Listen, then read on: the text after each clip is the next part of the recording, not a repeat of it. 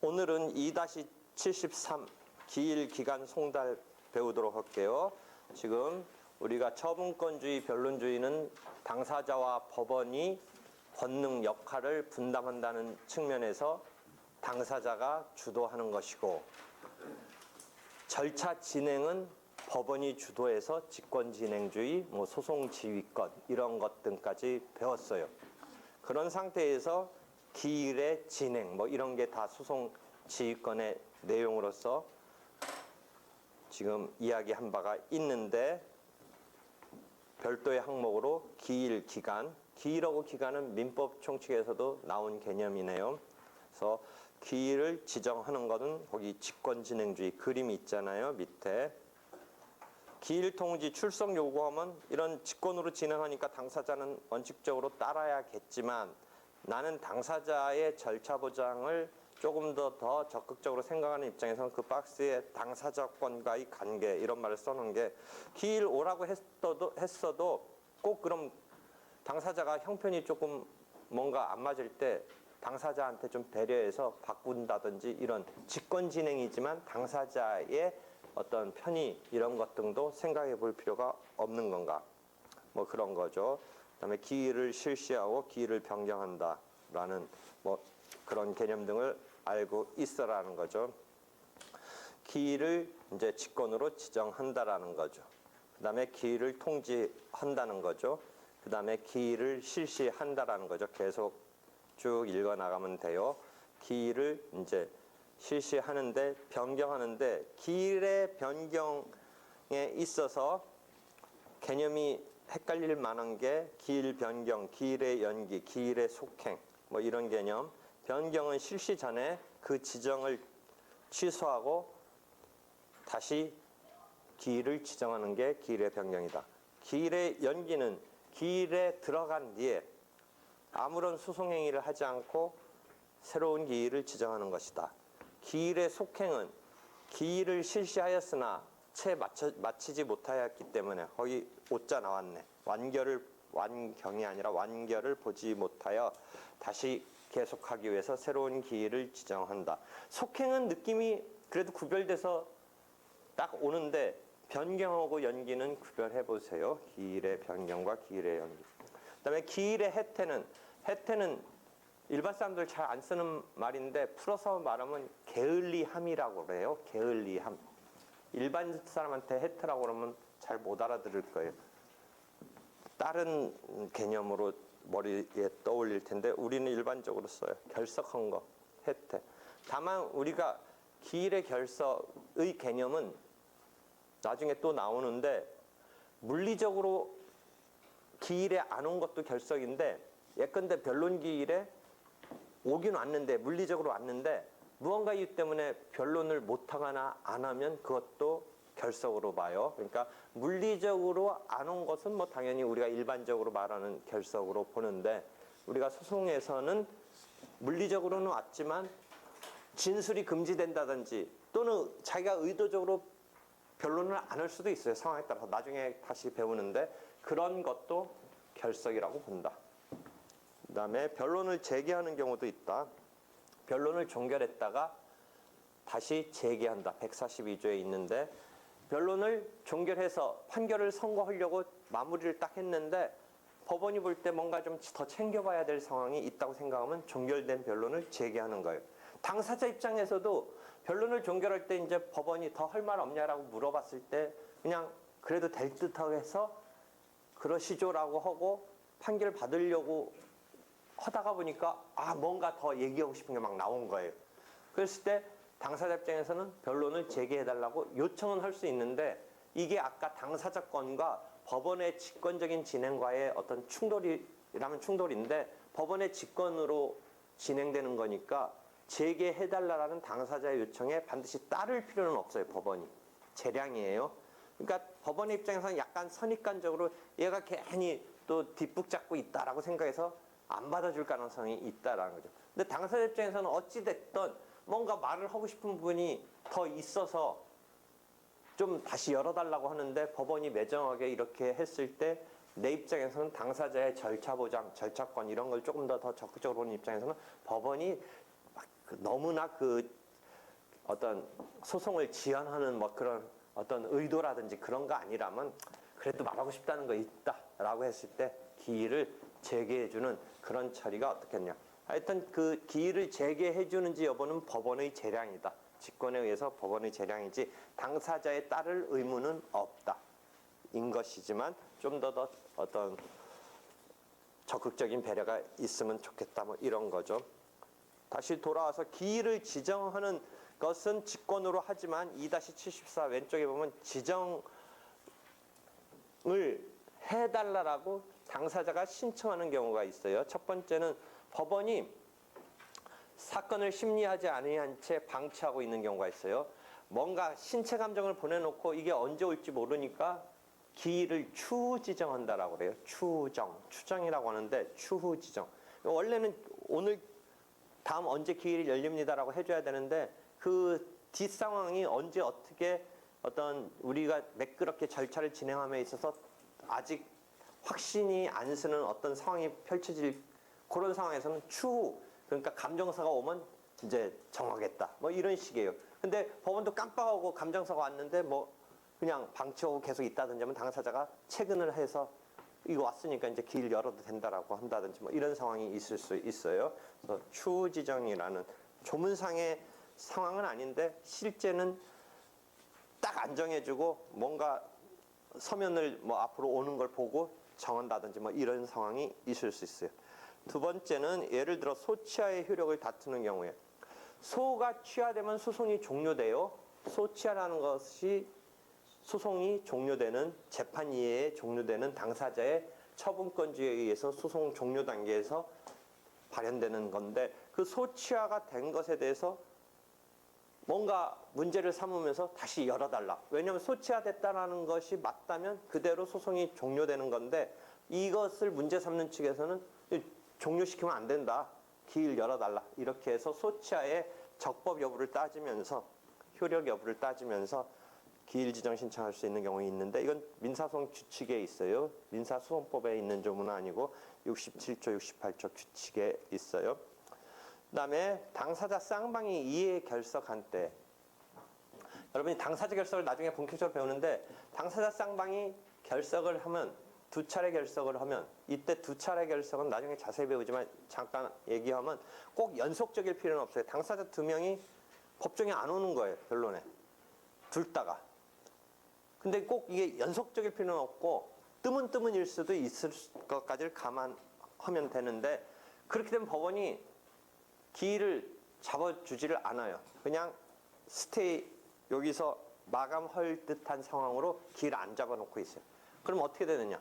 한 달 이내에 당사자가 기일 지정을 요청을 해야 돼요. 그때 나오는 기일 지정 신청. 만약 한 달 이내에 나오면 두 번이나 안 왔으니까 법원 입장에서 니들 소송할 생각이 없는 거 아니냐 이런 상태로 마무리하려고 그래요. 그래도 조금 못 믿어서 한 달은 한번 상황을 봐요. 그래서 한 달 이내에 나오면 열어주는데 이제 한 달 이내에 안 나오면 그냥 마무리시켜요. 이해되겠죠? 그래서 두 명이 양쪽이 다 안 왔을 때 한쪽이 안 왔을 때는 또 처리가 좀 틀려요. 나중에 다시 그건 나오지만 지금 두 명 양쪽이 원피고 양쪽이 안 왔고 두 차례나 안 왔고 그럼 법원은 마무리하겠다는 상황으로 한 달 정도 상황을 보는데 이 사람들이 뭔가 때문에 한 달 이내에 열어달라고 하면 열어준다. 그때 기일 지정 신청이다. 이해되겠죠? 조문은 268조의 2항에 있네요. 그래서 이런 기일의 개념 이해하고요. 그럼 기일이 이렇게 해서 지정된 날에 실시되는데 아까 말한 기일이 변경되는 경우는 첫 변론 기일은 법원이 답변서를 소장이 접수되고 답변서를 송달해서 답변이 나오고 해서 첫 변론 기일을 여는데 첫 변론 기일은 당사자가 어떻게 잡히는지의 구체적 날짜는 당사자의 어떤 의견하라든지 당사자가 같이 참여해서 정하는 게 아니니까 법원이 이제 그 답변서 나온 것 등에 봐서 이제 자기네 사건이 자기네 재판부에 배당된 것의 흐름에 따라서 이제 기일을 정해주니까 당사자가 약간 당황스러운 날이 있을 수 있죠. 그날 뭐 뭔가 하고 겹친다든지 그게 당사자하고 같이 보는 데서 정해진 게 아니고 예상되는 어떤 특정 시점이 딱 이 당사자가 감안할 수 있는 시점이 아닐 수도 있기 때문에 그렇기 때문에 첫 변론기일은 변경하는 어떤 사유 뭐 예컨대 그때 뭐 로스쿨 면접 날이 딱 잡혀 있다든지 우연히 로스쿨 면접 평일날은 안 잡혀 주말에 잡히나 외국을 가야 되는 뭐가 있었다든지 아니면 예비군 훈련이 있었다든지 뭐 그런 우연한 상황을 자기가 통제 못하는 거하고 겹쳐버린단 말이죠. 그랬을 때는 변경을 인정해요. 첫 번째 변론기는 그렇게 변경할 수 있는 뭐 나름대로 사유는 만들어야겠죠. 뭐. 근데 이제 두 번째부터는 첫 변론기일에 갔다가 두 번째는 거기서 다음 언제로 합시다라고 현장에 있었기 때문에 그것에 대해서 그때 말하기 곤혹스럽다고 그냥 가만히 있다가 나중에 이제 안 돼서 끙끙 앓는 게 아니라 법정에서 다음 변론기일을 보통 이제 변론기일은 처음 한번 얘기했는지 모르겠지만 현재는 4주마다 잡혀요. 왜 4주마다 잡힌다고 그랬어요? 그 재판부에 일정한 사건이 있는데 그날 처리하고 다음에 잡는 게 주마다 한 번씩 법정을 보통의 경우는 통상적으로 이용해서 재판을 하는데 사건의 총 어떤 배당받은 사건의 흐름이 그 다음 주에 곧바로 이렇게 턴이 돌아오는 정도는 아니고 한 4주마다 한 번씩 돌아올 정도의 지금 이게 갖고 있는 거예요, 사건을. 그러니까 다음 변론기일은 4주 뒤에 화요일이면 화요일, 오늘 화요일일 때 화요일 그 재판정을 이용하면서 다음 주 이용하고 다다음 주 이용하고 다다음 주 이용하면서 재판을 진행하는데 이 사건은 곧바로 다음 주에 또 진행하는 것은 드문 어떤 특수한 경우는 뭔가 집중적으로 하려는 뭐 이런 것도 있지만 일반적으로는 4주 정도 만에 오는 거예요. 그랬을 때 여기서 4주 뒤에 합시다 할 때 법정에서 이제 변호사한테 보통은 뭐 거기서 뭐 막 4주 뒤에 합시다 할 때 뭐 진짜 겹치는 뭐가 있으면 안 된다고 말을 해야 되는데 좀 말하기가 좀 조심스럽죠. 뭐 거기 나 골프 약속해서 안 된다든지 뭐 이렇게는 실제라도 말은 못하고 그래도 뭐 정당한 이유 있으면 말은 해서 그때 그냥 뭔가 좀 이렇게 안 되는 것처럼 해야 되는데 보통은 뭐 변호사의 제일 기본적인 게 법정 오라는 날 가야 되는 건데 그거보다 중요한 거 없는데 거기서 뭐 딴 것 때문에 못 온다 하기엔 좀 껄끄러워져. 그 말 하는 것 자체가 골프 같은 얘기야 뭐 실제 그래도 그건 당연히 말 못 하겠고 뭔가 진짜 중요한 일이 있다든지 재판이 겹칠 수가 있어요. 딴 데하고. 그러니까 사건이 여러 개 있을 때는 그러니까 그런 식으로 하는데 그때 말을 안 해놓고 나중에 변경을 하는 상황이 뭐 발생할 수도 있고 추후에 발생할 수도 있기도 하지만 하여튼 그래서 두 번째의 경우는 뭔가 현저한 사유가 있어야 된다라는 게 그 160면 중단부에 있는 거죠. 첫 번째 변론기일은 바꾸는 경우라도 현저한 사유가 없더라도 당사자들의 합의가 있으면 바꿀 수 있고 한데 합의를 전제로 바꿔주는데 법원이 직권이지만 당사자들이 바꾸겠다. 그래서 보통 실제로는 어떻게 해요? 만약 바꾸고 싶은 사람이 상대방 사무실, 변호사 사무실한테 가가지고 사인 좀 하나 해달라고 그래가지고 사인 받아다가 법원에 내면 첫 번째 변론기일은 바꿔주죠. 특별한 뭐 그 이유, 나름대로 뭐 이유는 되겠지만 그 이유가 뭐 진짜 못 올 일이냐 아니냐 뭐 그런 거 생각하지 않는다는 거죠. 나름대로 뭔가 사유를 뭐 황당한 이런 거 아닌 이상은 뭐 그냥 뭐 뭔가 대충 써내면 합의가 있기 때문에 당사자끼리 뭐 괜찮다고 하니까 법원이 해주는데 두 번째 변론기일부터는 법원이 어떤 나름대로 뚜렷한 이유가 있어서 오케이를 해줘야 된다. 그러니까 첫 번째 변론기는 법원이 오케이 여부까지는 아니다. 당사자끼리만 뭐 사인 받아서 동의 받아서 내면 된다라는 거죠. 그런 정도 이해하고요. 그다음에 기일의 해태 아까 게을리함, 결석 뭐 이런 거죠.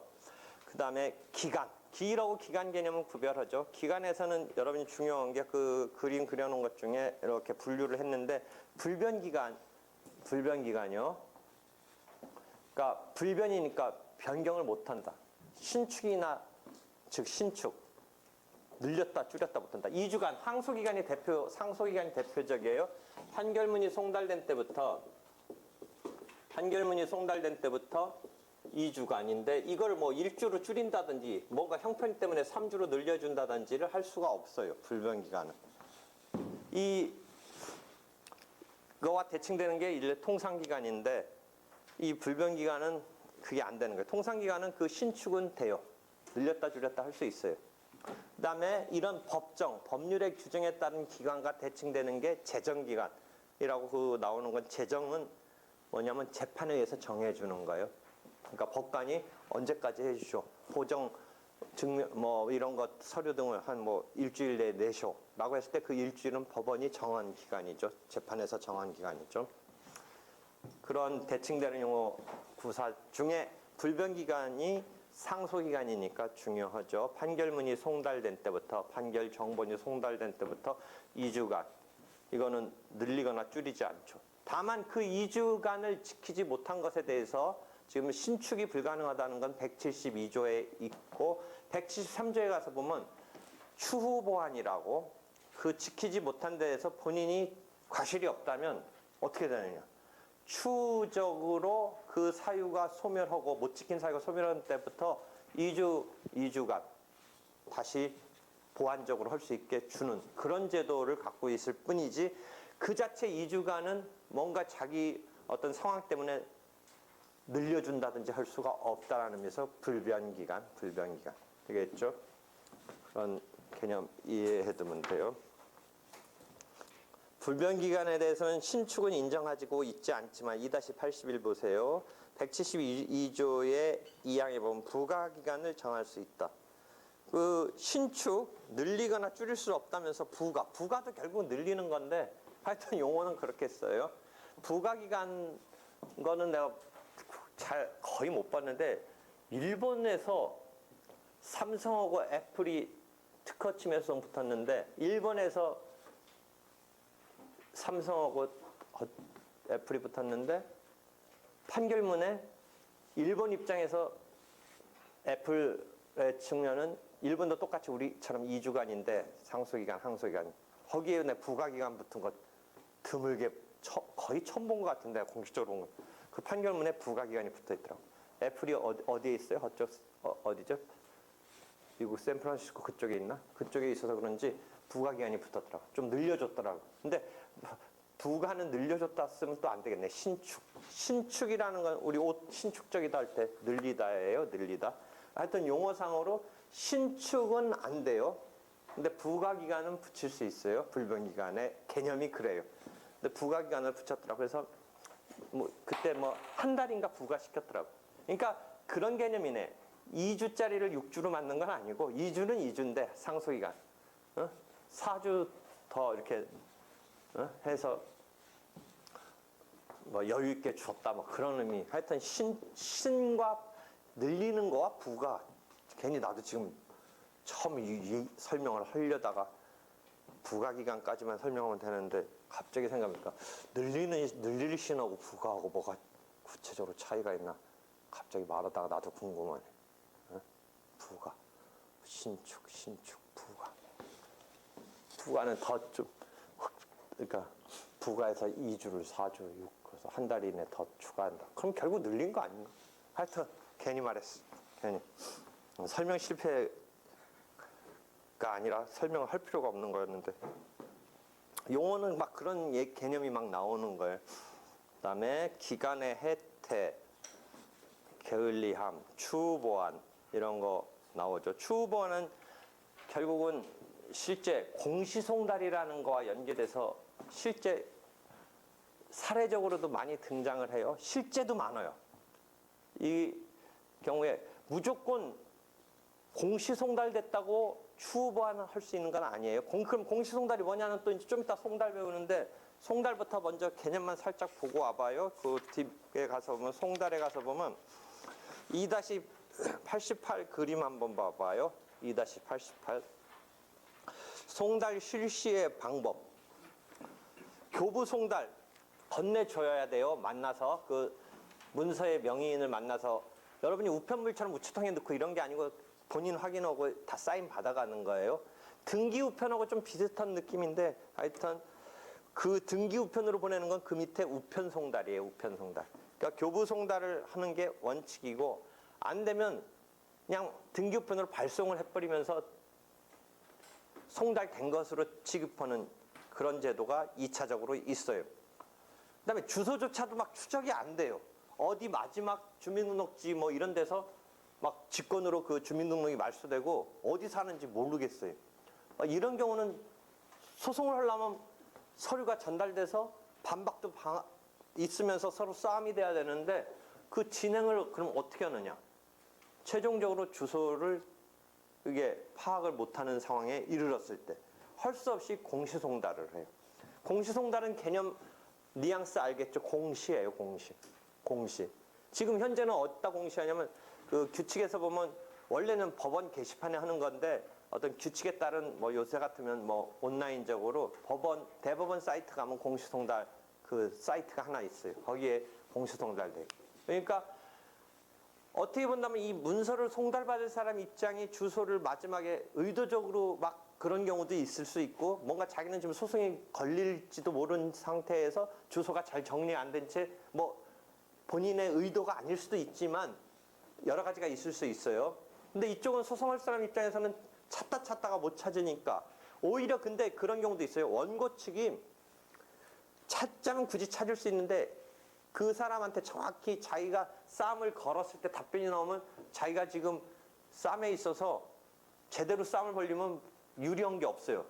아주 극단적으로 보면 약간 사기적으로 상대방을 따돌리고 상대방한테 뭔가 이 싸움이 있는 것을 모르게 하고서 자기가 소송에서 의도한 바를 이뤄내려는 경우도 있어요. 아주 나쁜 의도라면. 소송 사기적인 방법으로까지 간다면. 그랬을 때 주소를 뭐 모르는 건 아닌데 마치 엉뚱한 주소 막 이런 거 추적하다 못한 것처럼 해서 공시송달을 법원으로부터 허가받아서 진행할 수도 있어요. 한편 이 공시송달의 상황에 처해 있는 당사자 입장에서는 자기가 어떻게 본다면 주소를 마지막 이상하게 내팽겨치는 상황으로 갔기 때문에 그런 일을 당할 수도 있지만 자기는 뭔가 자기도 모르는 사이에 뭐 주소 추적이 거기서 끊겨가지고 공시송달로 뭔가 진행되는 경우도 있을 수 있어요. 그렇죠? 그러니까 공시송달의 경우에 상황은 여러 가지가 있는데 그래서 공시송달 때문에 그럼 공시송달로 됐을 때 예컨대 소송이 진행되고 판결이 났어요. 그럼 판결문이 송달도 역시 또 공시송달로 되겠죠. 일련의 모든 송달은 이제 주소 추적이 힘들었기 때문에 공시송달이 허가돼서 공시송달로 막 가고 있기 때문에 판결문도 어떻게 되냐면 법원 그 사무관 등 직원이 판결문을 자기 서랍에 넣어놓고 종전대로 한다면 법원 게시판에 너한테 지금 판결문 나와 있다. 지금 방식으로 한다면 온라인에 대법원 사이트에 너한테 지금 판결문이 있다. 이렇게 하고 있는데 그것을 방치하고 있는 어떤 지금 피고면 피고는 그런 사실을 모른 채 그냥 2주가 확 넘어가 버리죠. 그러면 상소기간이 도가해버리는 거죠. 상소기간이 도가하면 확정이 되는 거예요. 어찌됐든. 자기가 불찰일지 상대방이 의도로 했는지 여러 가지 지금 공시송달의 상황은 있는데 하여튼 자기 입장에서는 판결문 송달이 된 것을 공시송달의 경우는 모를 수가 있어요. 모를 수가. 왜냐하면 보세요. 원래 옛날 개념이면 법원 게시판. 지금은 대법원 사이트 아무리 요새 뭐 스마트폰에 중독돼 있다고 하지만 대법원 공시송달 사이트 가면서 하루에 한 번씩 나한테 뭐 송달된 거 없나 해가지고 확인하는 그런 사람은 없을 거 아니에요. 그 언제 어떻게 뭐 그런 일이 있을지 모르고.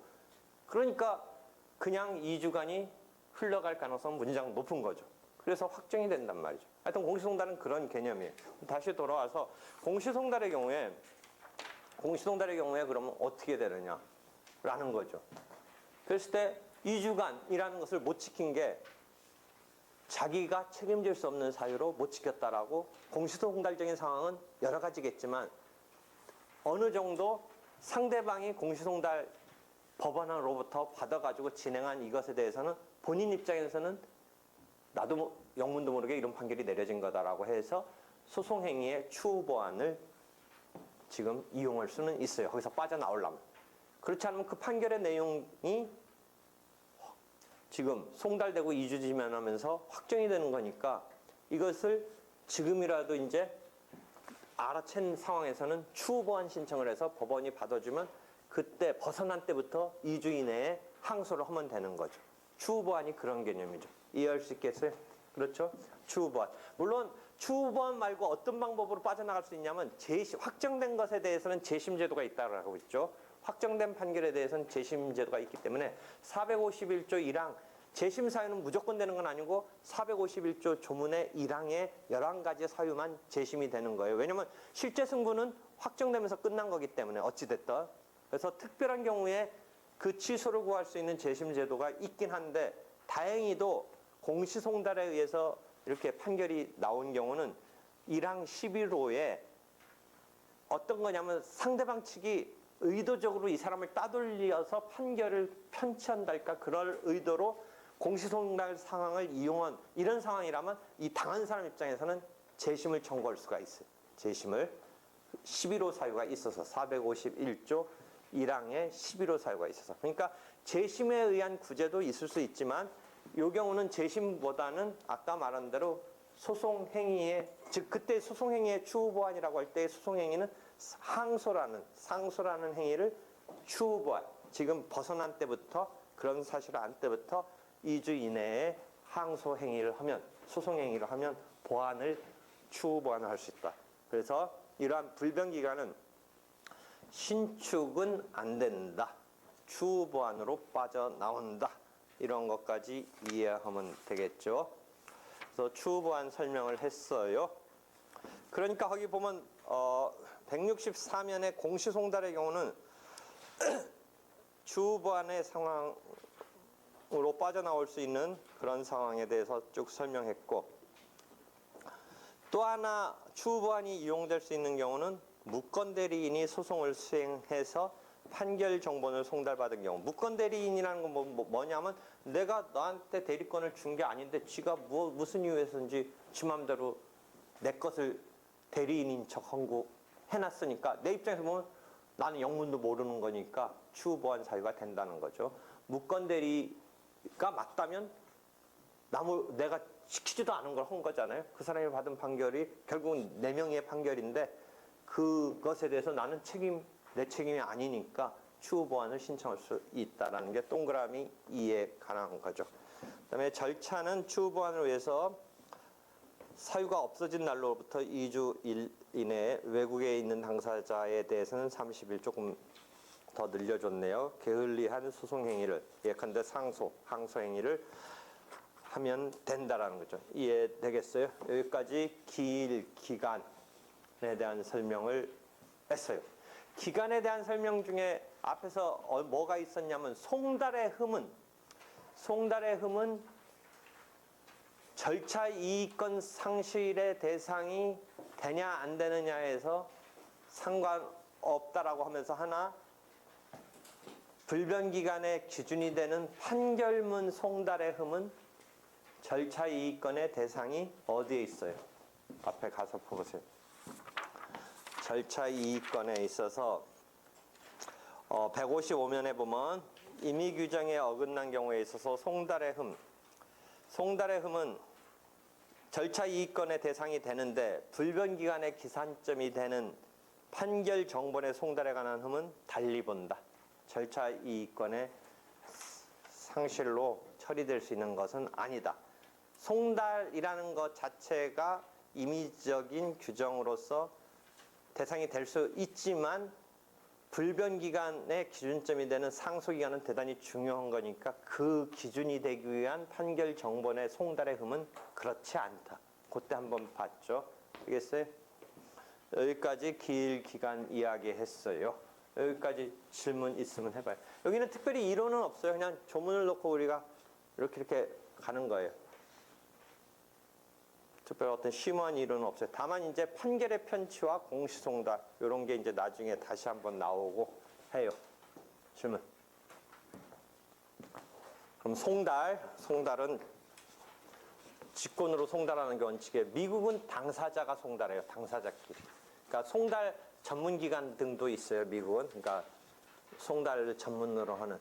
대단히 중요해요. 송달이라는 게. 왜냐하면 서로 맞싸움을 하면서 변명을 펼치는 이 변론이라는 장에서는 뭔가 전달이 돼야지 방어를 한다. 이런 거잖아요. 전달이 안 되면 방어의 기회가 없는 거잖아요. 그러니까 그 송달이라는 게 대단히 기능적으로 중요해요. 그래서 나같이 당사자의 절차 보장을 기반으로 하는 민사소송에서는 대단히 중시하는 개념이죠. 왜냐하면 당사자와 법원의 역할 분담에서 처분권주의, 변론주의는 당사자한테 부여되어 있다고 하지만 절차 진행은 지금 직권으로 법원한테 주도권을 갖고 있지만 나 입장에서는 당사자를 베이스로 하는 민사소송이지 저번 때도 언뜻 얘기하지만 뭐 판결, 시험 문제도 그러니까 판결의 기준으로 뭐 이렇게 시험 문제에 나오는데 나는 당사자 입장에서 자꾸 보는 건데 그 당사자가 이 직권적인 영역에서 자기 절차 보장을 어떻게 받느냐 이 포인트에서 난 좀 더 적극적인 거죠. 그러니까 송달 같은 경우도 직권으로 하는 거이긴 한데 당사자와 관련돼서 중요한 개념으로 나는 받아들이고 있죠. 송달 담당 기관은 법원, 사무관 등이 처리한다. 송달을 실시하는 기관은 실제로는 법원 사무관이 그 서류 갖고 가서 교부하지는 않고 우편집배원이 해요. 우편집배원. 그래서 송달 실시 기관은 우편집배원이고 송달 담당 기관은 법원 사무관이에요. 그러니까 담당은 법원 사무관이었지만 법원 사무관이 실제 가서 일일이 집 가서 찾아가서 송달 장소 가서 교부하는 건 아니다. 우편집배원을 이용한다. 이렇게 이야기죠. 그다음에 송달받을 사람은 송달 서류의 명의인이다 라는 거죠. 그다음에 송달의 방식은 교부 송달이 원칙이다. 또 송달 받을 장소에 가서 그럼 송달 받을 장소는 어디냐? 주소, 거소, 영업소 또는 사무소 이런 곳이 송달할 장소이다. 그러니까 송달 받을 사람의 주소, 거소, 영업소 또는 사무소 그렇죠? 만약 법정 대리 소송 무능력자라면 법정 대리인에게 송달을 해야 되는데 무능력자라면 법정 대리인에게 해야 되는데 그럼 법정 대리인 주소, 거소 이런 데 가서 해야 되는데 그 다음 문장은 뭐냐면 다만 법정 대리인에게 할 송달은 이 법정 대리인 말고 무능력자 본인의 영업소나 사무소에서도 할 수 있다. 이런 조문이 있네요. 그러니까 본인은 무능력자인 거고 법정 대리인이 있을 수밖에 없는데 법정 대리인이 송달 받을 사람이고 그 사람의 주소 등에서 해야 되는 게 원칙인데 이 경우는 본인의 무능력자의 영업소나 사무소에서도 할 수 있다라는 거죠. 그다음에 보충 송달 개념 그 뒤에 가서 보세요. 송달할 사람을 만나지 못했어요. 갔는데 그때 그 옆에 사람한테 좀 전달해달라. 우리 그냥 상식적으로 보면 그런 건데 우편물 같은 경우는 그럴 수 있고 택배도 택배는 원래 본인한테 직접 전달해 주는 거를 원칙으로 출발한 거 아니에요? 근데 어떤 때 보면 그냥 문 앞에 놓고 가대. 보충 송달도 그 옆에 있으면 이렇게 받아준다. 뭐 이런 개념이야. 근데 이건 원칙이 아니고 교부 송달을 전제로 하는데 그게 부득이한 경우에 그렇게 되는 거예요. 그래서 잘못하다 이렇게 받아줬다가 방치하고 전달 안 해주는 경우가 많아요. 그럼 빵꾸 나는 거야 사실은. 그렇게 되면. 그렇지만 이게 뭐냐면 이렇게 전달해 준 이상 법원의 입장에서는 전달된 거야. 송달된 거야. 그건 내부 사정인 거야. 자기네끼리 지금 전달 못한 거는 송달 이건 된 거야. 자기네들이 미스난 거야. 그러니까 아까 말한 추후 보완도 안 돼 이건. 자기네가 책임질 수 없는 사유냐. 어떻게 본다면 중간 걸친 사람이 잘못을 한 거지. 제대로 안전해줬지. 제대로 안전해줬기 때문에 그 사람 잘못이지만 그건 니네들 잘못, 그러니까 니네들 속아니고 니네들 입장에서 보면 니네들 스스로의 탓이지 자기네들이 책임질 수 없는 사유로 주장 못하는 거야. 그건. 그러니까 이건 송달된 거야. 그렇게 되면. 하여튼 그런 보충 송달. 그 다음에 유치 송달은 본인이 맞는데 실제 낌새가 딱 눈치 빠른 사람들은 법원에서 오는 서류에 대해서 무조건 아니라고 그래.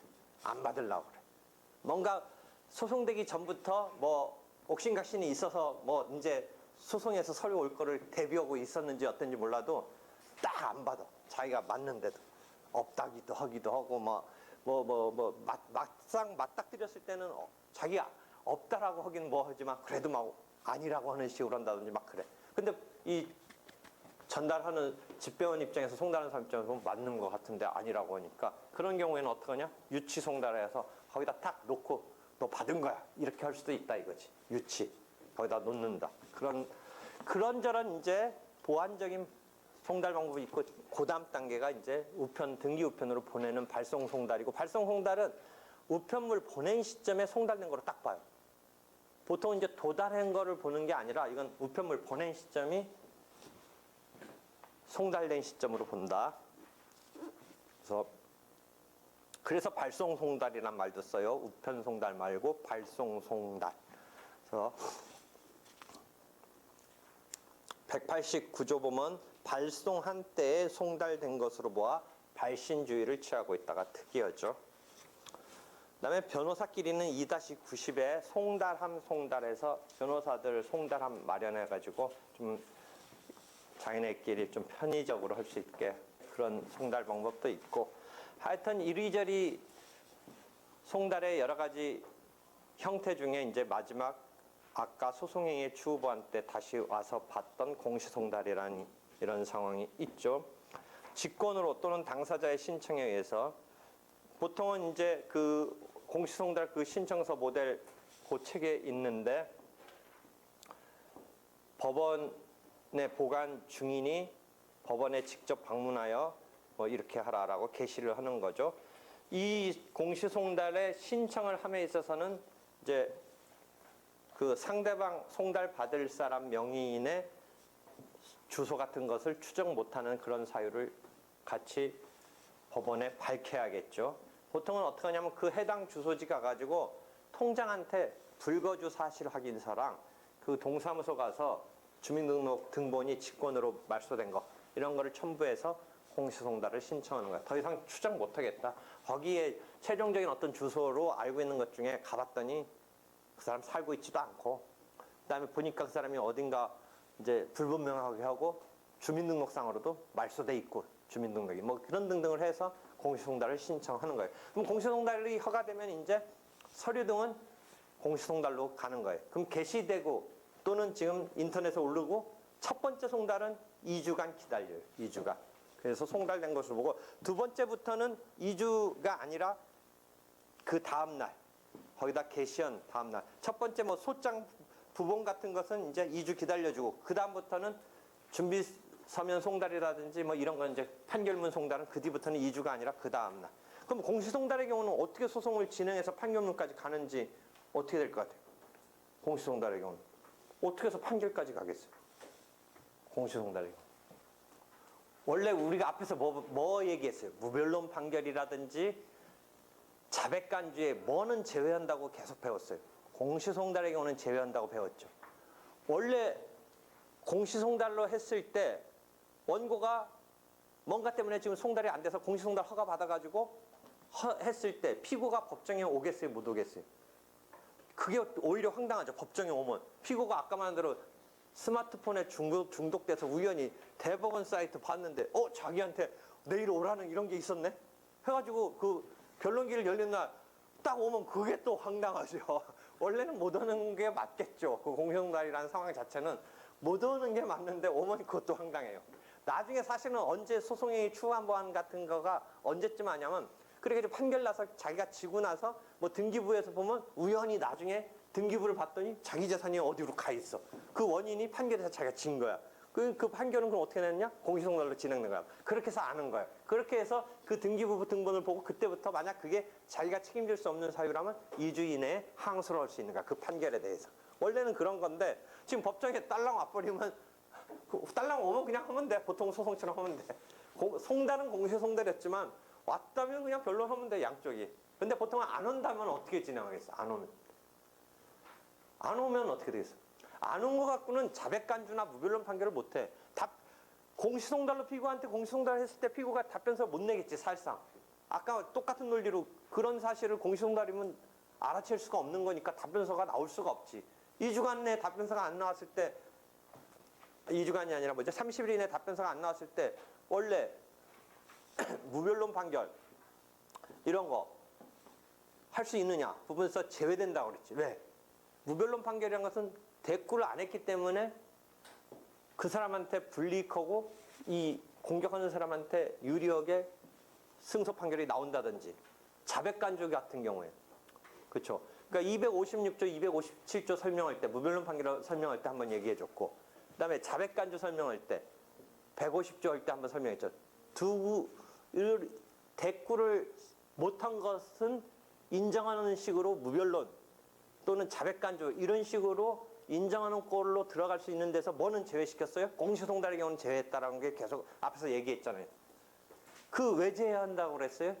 답변을 안 하고 반격을 안 한 것이 인정하는 것이라고 보려는 그 찰나에 공시송달은 그것을 의식하면서 답변을 못한 건 아니라고 우리가 보는 거죠. 공시송달은 알아채지를 못한 거죠. 대꾸하기 위한 전제로 상대방이 나한테 퍼붓는 공격의 내용을 공시송달로 송달은 됐다고 하지만 본래 의미 송달처럼 완벽하게 내가 캐치할 수 있는 류의 송달은 아닌 거잖아요. 공시한 거잖아요. 그렇다라는 게. 그러니까 내가 대꾸를 못한 것에 대해서 30일 이내에 답변을 못한 것에 대해서 무변론 판결을 할 것이냐. 내가 거기에 대해서 반격을 못했다고 자백으로 간주할 거냐. 라는 게 있어서 제외시킨다. 라는 설명은 계속 해왔죠. 그렇잖아요. 그럼 지금 공시송달의 경우는 자백간주적인 상황으로 증명 없이 불료증으로 처리할 수는 없으니까 어떻게 전개될 거냐. 상대방이 안 나왔지만 못 나왔지만 그렇다고 증명 없이 법원이 이쪽이 나온 사람의 주장을 자백간주로 처리해 줄 수는 없다라고 그랬죠. 공시송달은 그런 경우에 해당하지 않으니까. 그럼 어떻게 해야 되냐? 내 나름대로 그냥 상대방이 있다고 생각하고 증거 신청을 하는 거예요. 차용증 신청한다든지 증인을 신청하는 거예요. 그럼 상대방은 원래는 법정에 왔다면 그 증거 신청한 것에 대해서 의조됐다든지 증인이 나오면 그 사람 거짓말 한다든지 이렇게 막 신문의 과정에서 반격을 한다든지 자기의 억울함을 변명을 펼칠 텐데 공시송달의 경우의 진행은 약간 원사이드하게 진행돼요. 상대방은 공식적으로 나오고 있진 않아요. 나오고 있지 않기 때문에 방어를 못 펼쳐요. 방어를 못 펼치는 여기서 그렇더라도 실제 공방이 없이 끝나는 건 아니고 공방은 하는데 상대방이 방어를 못 펼치는 그런 상황으로 전개되니까 실제 나와서 반격을 펼친다면 그 말에 효과적으로 먹히면 막아낼 수도 있는데 공시송달의 경우는 이 막아낸다는 개념이 역부족이겠죠. 못 나와 있지 않으니까 그 사람이 뭘 방어를 안 하니까 이쪽 얘기 법원은 그러니까 뭐예요? 이쪽에 증거 신청 부분만에 오류가 있는지 없는지를 법원이 판단을 하지 그게 상대방으로부터 반박받으면서 싸움의 내용으로 판단하는 건 아닌 거죠. 상대방이 지금 공시송달의 경우는 나오지 못했으니까 뭐 나올 수는 있겠지만 거의 안 나오는 경우가 일반 상황일 테니까 이 맞대응을 못하는 상태이지만 그렇더라도 변론이 없는 건 아니다. 이쪽이 하는 거다. 변론을 하고 증거를 신청하고 하는 건 하는데 여기가 일종의 투명인간 비슷한 사람이 하나 서 있다고 생각하고 하는 셈이 되는 거죠. 이해할 수 있죠. 안 하는 건 아니다. 하는 거다. 공시송달의 경우. 자백간주가 되는 경우라면 증명할 필요 없이 그대로 사실인정의 기초가 되지만 자백간주가 될 수 없다. 공시송달의 경우는. 이해할 수 있겠죠. 되겠어요? 이해해요? 지금 공시송달의 효력까지 설명했고 이 공시송달은 흠이 있더라도 무효가 되는 게 아니라 이릉 유효하게 송달된 것으로 보고 소송행위의 추후보완적인 상황으로 갈 수는 있다. 뭐 그 이야기 앞에 하고 다시 연결돼요. 송달의 흠은 이제 그다음 나오는데 공시송달 자체에 그 문제가 있는 거는 공시송달의 경우는 법원이 공시송달을 한 거니까 이릉 유효한 것으로 봐서 다만 그런 게 공시송달로 이루어진 판결이 문제 있을 때는 아까 소송행위의 추후보완이나 공시송달 자체를 갖고 따지는 건 아니고 그건 이릉 문제가 있더라도 전체적으로 판결의 진행에 대해서는 판결이 이루어진 것을 전제로 해서 공시송달 받은 자 입장에서는 추후보완이라든지 재심 같은 카드를 이용해서 벗어날 수는 있다. 그거예요. 한편 내가 오늘 왜 컴퓨터를 켰냐면 하나 조문이 중요한 건 아닌데 법원 사무관에게 이 공시송달이 지금 재판장이 하는 건데 173년 제일 처음을 보면 재판장이 하는 건데 어떻게 본다면 좀 뭐죠? 중요한 건 아니라고 생각했는지 법원 사무관에게 이 부분을 넘겼어요. 그렇지만 재판장이 완전히 통제를 않는 건 아닌데 봐봐요. 어떻게 올 봄에 바뀌었냐면 작년 말에 바뀌어서 올해 지금 7월 1일부터 시행하는 공시송달의 194조 요건이 요 노란색 미안 194조가 조금 바뀌었어요. 그러니까 법원 사무관 등이 공시송달을 할 수 있다 이렇게 되어 있고 재판장은 공시송달을 명할 수 있다.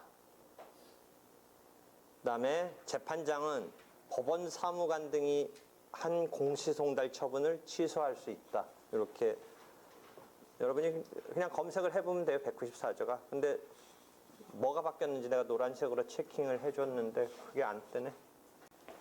요거 기존에 여기가 주체가 법원 사무관 등이 원래 재판장이 하는 건데 재판장이 명하는 건데 법원 사무관 등은 명한다는 말은 없이 공시송달을 할 수 있다.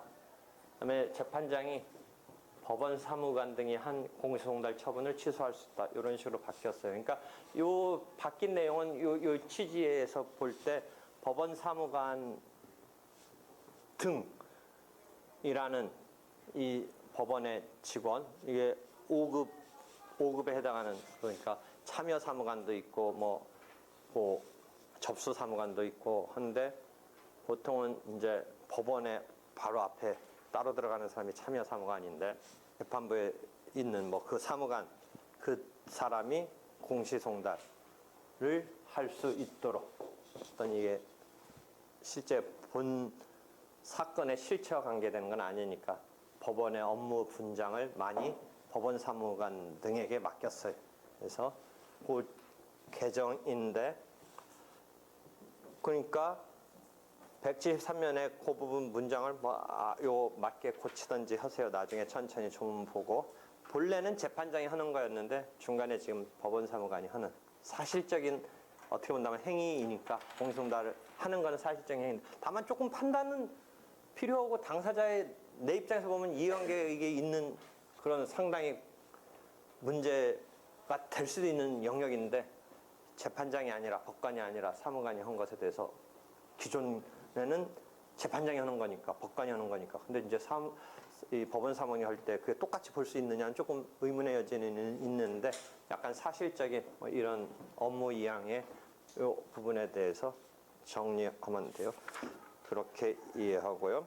그 다음에 2-92는 송달의 흠. 이건 공시송달의 경우가 아니라 일반적인 송달의 흠은 잘못은 무효이다 라는 것이죠. 그래서 일반적인 것은 무효인데 그 다음에 절차 이익권의 포기 상실에 의해서 처리될 수는 있다. 송달의 흠은. 다만 다시 또 반복이지만 판결 정본의 송달의 흠은 이게 불변기간에 관한 것이니까 절차 이익권의 대상은 아니다 라는 것까지 이해하면 되죠. 이렇게 하고 마지막에는 이게 판결의 편취 문제로 연결될 수 있다. 판결의 편취 문제로 송달과 관련해서 그건 나중에 판결이 확정이 되고 나서 이제 재심 사유 등을 배울 때 다시 나오는 개념이에요. 약간 기망적인 방법. 기망적인 방법을 쓰는 테크닉은 여러 개 있는데 송달에 있어서 주소를 자기가 알고 있음에도 파악하고 있음에도 그 사람을 따돌리고 의도한 판결을 받기 위해서 그 사람이 나와서 방어를 펼치면 따돌릴 수가 없는 거니까 그 사람을 의도적으로 따돌리기 위해서 그런 영역이 판결의 편취 영역하고 또 다시 연결이 돼요. 그게 어느 정도 평가를 해봤을 때 사기적인, 기망적인 이런 게 개입됐을 때 판결의 편취와 또 연결이 되는 거예요. 그래서 여기까지 이해를 하고 질문 있으면 해요. 질문. 오늘은 특별히 뭐 이론이 투입된 건 없었어요. 그냥 이렇게 해설을 해준 거니까 여러분이 조문 쫓아가면서 읽어보면 돼요. 됐어요? 수고했어요.